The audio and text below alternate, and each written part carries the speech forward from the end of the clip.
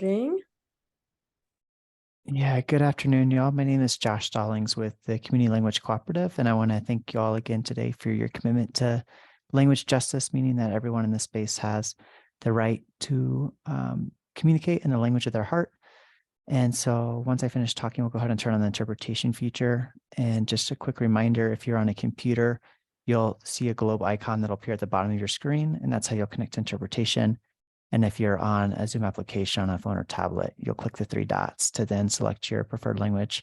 And just a reminder to our speakers to speak at a conversational pace so I can provide an accurate interpretation of the message. And please let me know if there's any errors with or any issues with the interpretation feature during the meeting. And I'll go ahead and repeat this in Spanish real quick, and then we can get started. Entonces, buenas tardes a todos. Yo me llamo Joshua Stallings y voy a ser su intérprete hoy con la Cooperativa Comunitaria del Lenguaje. Y quiero agradecerles por su compromiso con la justicia del lenguaje, lo cual significa que todas las personas aquí tienen el derecho de comunicar en el idioma de su corazón. Entonces, una vez que termine de hablar, vamos a activar esta función de interpretación. Y solo para recordarles, si están en una computadora, va a aparecer un icono de globo terráqueo que se puede elegir para seleccionar su idioma de preferencia. Y si está en la aplicación de Zoom de una tableta o teléfono, se puede elegir los tres puntitos para seleccionar su idioma de preferencia. Y me puede avisar si tienen cualquier error con la función de interpretación. Muchas gracias. All right, we're good to go, Becca. All right, I think you can click your channel now. Awesome. And we will have our guest Emma here today, which is our state lobbyist with S360, giving a brief overview of how the state session went this year, and then we'll have some time for questions at the end. So thank you everyone for being here today. Great, thanks, Becca. Hi, everyone. My name is Emma. I use she, her pronouns. I work at Strategies 360. We're a political affairs firm, and we lobby on behalf of Nourish. I think I've met or talked to most of the folks in this call in one way or another, so good to see you all again. I was just going to start today by talking a little bit about what the legislative landscape looked like now that we're on the other side of it. And then can talk a little bit about food bills, specifically focusing on House Bill 23-1008, which was the bill that Nourish led this year. And then happy to answer any questions or just, chat through kind of what happened this session. I have been a contract lobbyist for 6 years, I think, and this was the craziest session I've experienced. And I heard a lot of similar feedback from other lobbyists and folks under the dome who have been in the building for much longer than me. I think it was a combination of coming off an election year is always difficult. There's less time to prepare everything. We had a ton of really important seats and offices up for election, and we had a ton of new legislators. All 100 were sworn in on the very first day of session, but there were 42 members who were new to their chamber, with 32 of those who had never served in the legislature before. So really exciting to have so many new experiences, folks with different backgrounds in the building. Also created a little bit of chaos at times because, we had folks who had never done this type of work before, or legislators just running a ton of bills. So many in the housing space, many in the food space, right? Just created a bit of a different dynamic.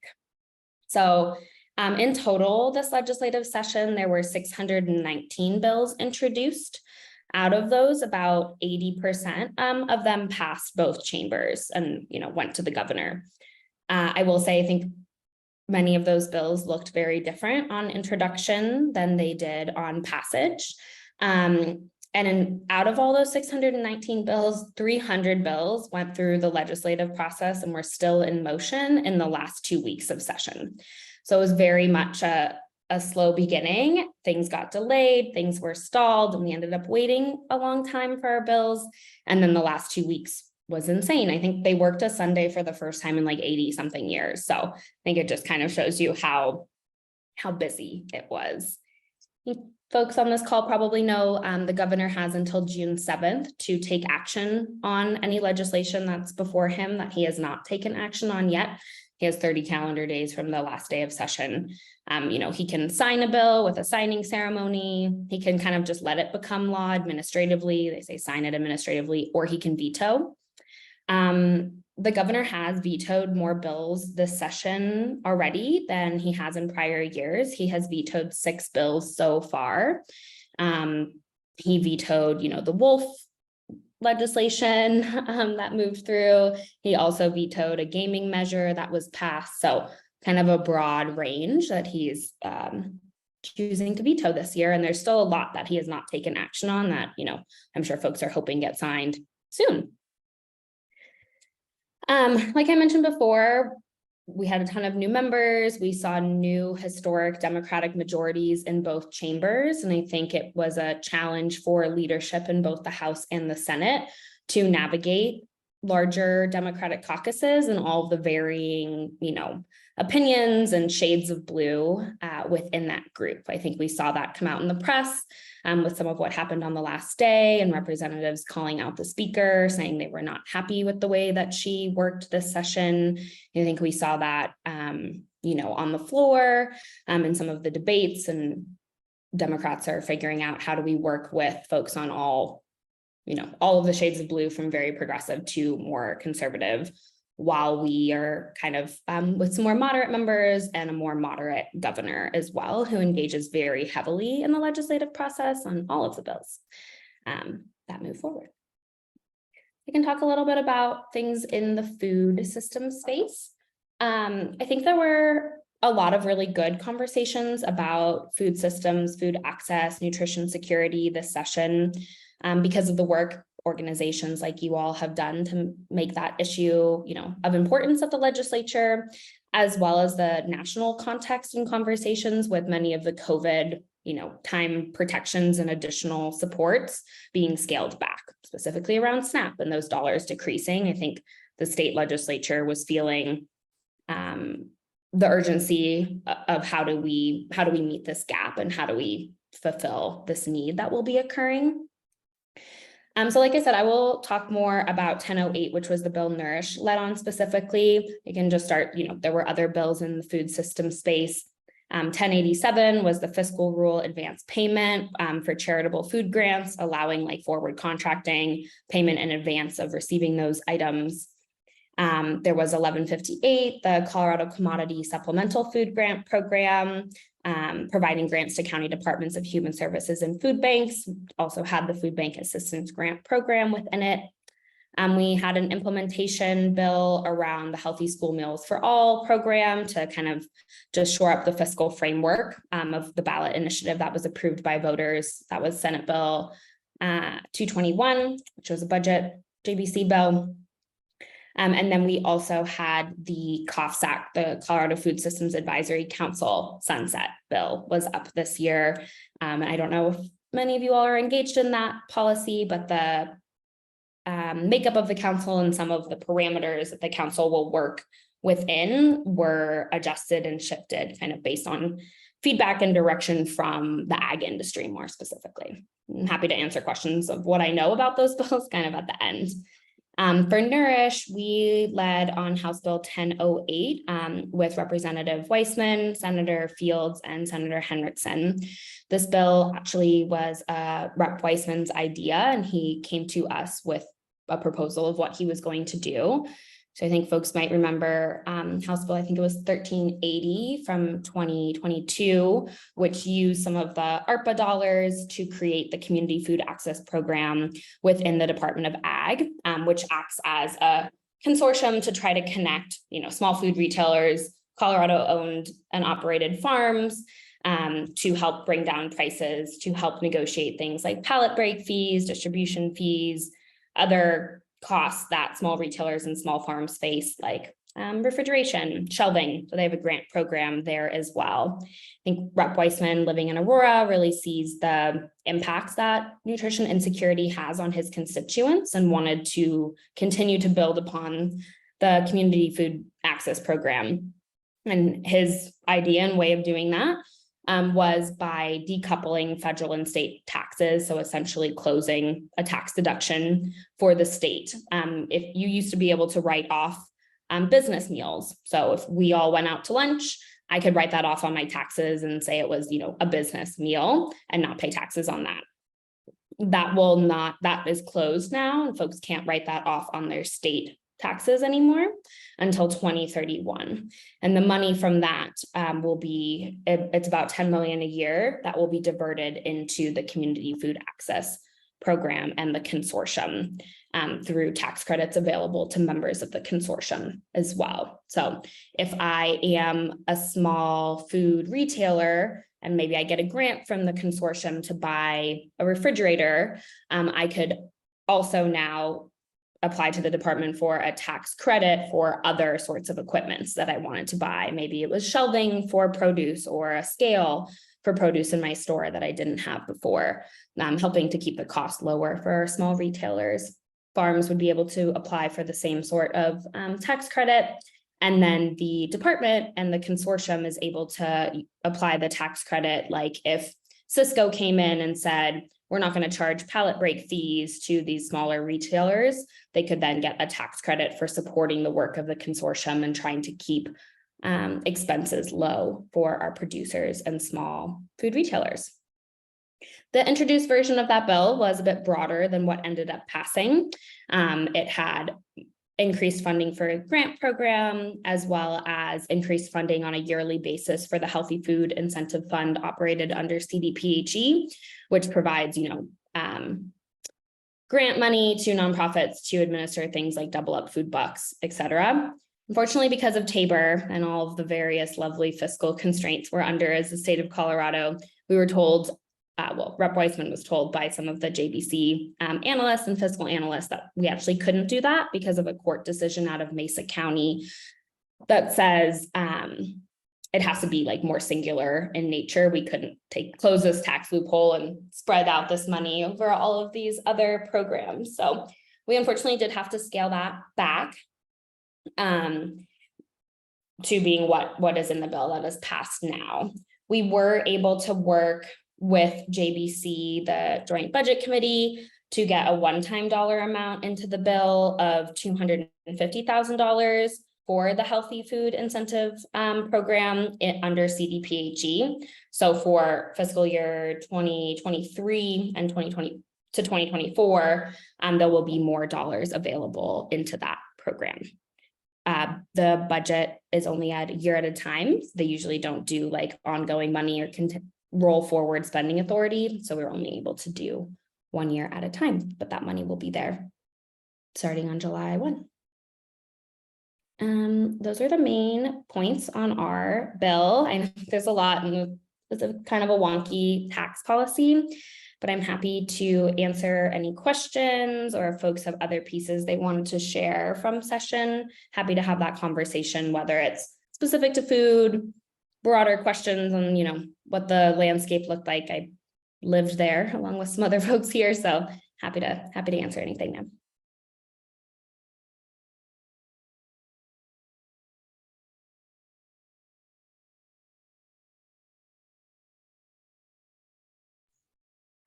Thank you for that. I have a quick question about the Healthy Food Incentives Fund and the $250,000 for that. How does that compare to how that was funded in past years? Yeah, it's a great question. So the Healthy Food Incentive Program is funded through the budget, which passes every year. Oh, I guess one thing I didn't say is it was a tough fiscal year for the state of Colorado. We did not have a ton of additional money to spend on bills, which is what we saw. A lot of things, there was about 30 million left for bills after the budget was passed. So that created some of the dynamics as well. But the Healthy Food Incentive Fund is funded through the state budget or the long bill as a footnote within that program. I believe the past years, it was about $500,000 in that line item that goes into the program. That number was bumped up a bit this year. And so this 250 is an addition to what was in the budget. So I forget the exact total, maybe Wendy or Becca remember how much it is. I have it, I can find it. Yep, sorry, I just chatted that in. It is an annual $500,000. And that this 250 was just one time. Mhm. So we currently, I mean, our base is still $500,000 of a healthy food incentive fund. Gotcha. Did that Thank you so much. No, thank you.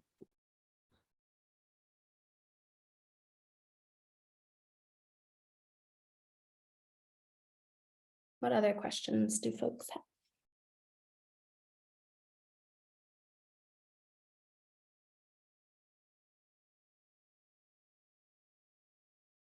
I'm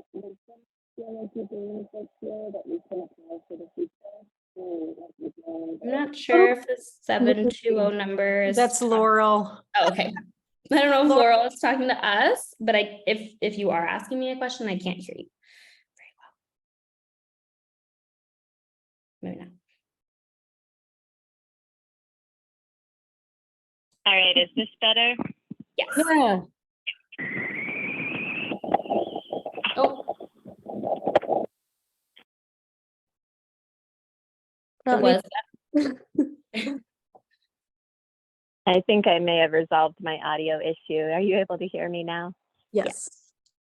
Oh, good. Thanks for your patience. I was just wondering if you had any words of wisdom or lessons learned from the last year that you're going to be taking forward into future Colorado legislative sessions. Anything you could share with us as we prepare for future legislative sessions too? Yeah, that's a great question. I think there are lots of lessons to be learned. I think broadly, and I don't have a answer to this, I guess it's more of a question I'm thinking through, and maybe y'all think through it as well, is how, if Colorado continues to be a blue state and we continue to have Democratic majorities, how do we help legislators and organizations like better work together? I think we are very used to working across the aisle and trying to be bipartisan, especially in the food space, right? It's something we can all come together on. And how do we do that with Democrats that have varying beliefs and views? I also think, again, there are so many wonderful nonprofits in Colorado, so many wonderful organizations and groups. How do we all come together before session to get a clear understanding of what everyone is running, to make sure, we can support where support is needed, and that we can have a shared message so that certain bills aren't pitted against each other. I think a better example of this is probably in the housing space. We saw historic numbers of bills to address housing issues. And so at times, I think we saw not organizations necessarily, but legislators pitting bills against each other, or saying, oh, well, we're already doing so much, that some of the bills that were maybe a bit more systems focused or more what I would call transformational were then not prioritized because we could do smaller steps. And so how do we all create better strategies, I guess? Not an answer, but more of a question, something that we maybe need to do next time around in some of these spaces. Thank you. Yeah. There's a question in the chat that says, does this money just sit in an account or does it gain any interest? So the money would be available July 1. It gets doled out to different state agencies from the budget. And then it kind of all depends on what they're doing with it. For healthy food incentives, it gets distributed to a nonprofit that does this work. And I know, Nourish has gotten some of that money and there are matching dollars. So while it's not interest necessarily, there are ways to increase the funds available, but it's different for every bill, every program. I don't know that like in the typical sense of banking, our money gains interest in that way.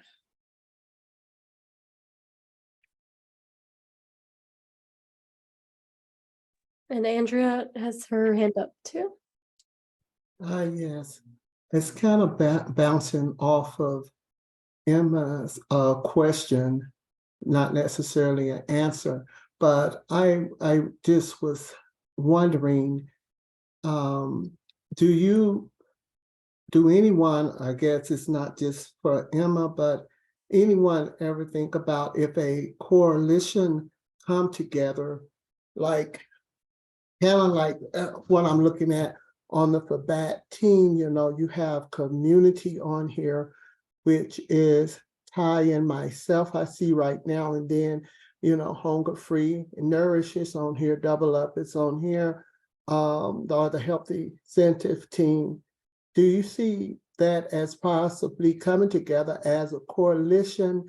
And with that, do you think that that will make a difference when we issue certain bills or policies?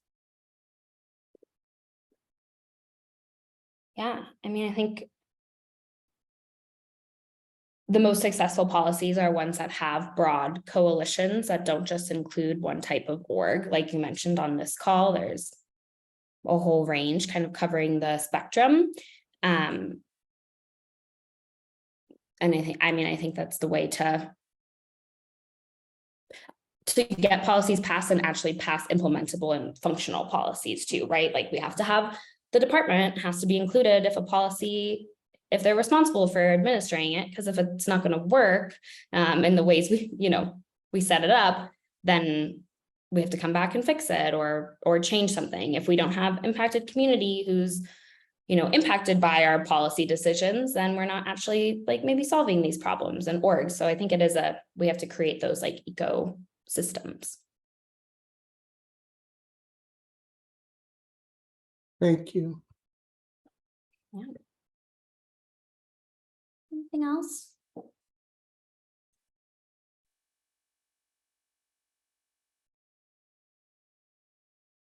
And does anyone else have anything to add to about the bills that they were more involved with this state session?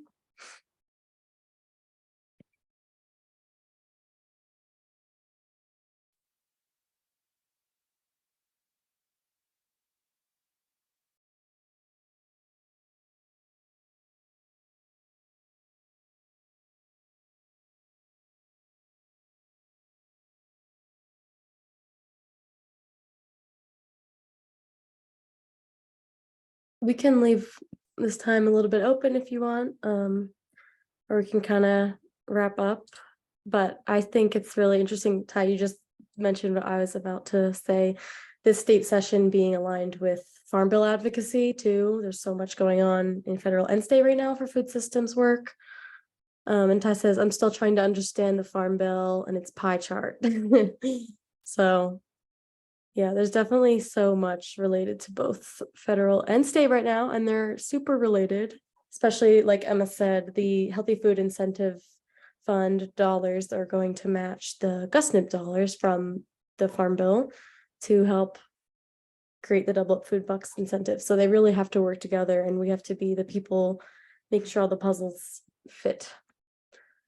And another connection, Becca, is that it's always a good day to be talking to either or both your state and federal legislators about what it is you do. So, and I think this goes back to like Andrea's point and others about how we're really as a collective working to ensure bills like this pass in the future. And so I don't know, Becca, if it's the next FABAT, so at a future FABAT meeting, we will be revisiting doing site visits. And we were going to talk specifically about sort of Farm Bill focused site visits with our federal delegation.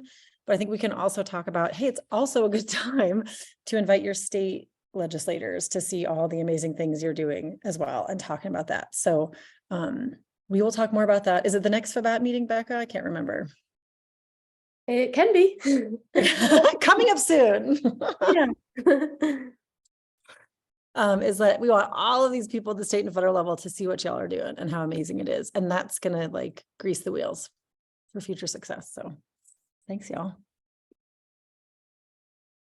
Yeah, that's such a great point. I was chatting recently with Ty and Taylor and a few others about how we want to do some site visits this summer. And I was referring to federal congressional members, but we can definitely get state legislators as well. And that will be also super important. So we'll have to chat some more about that soon.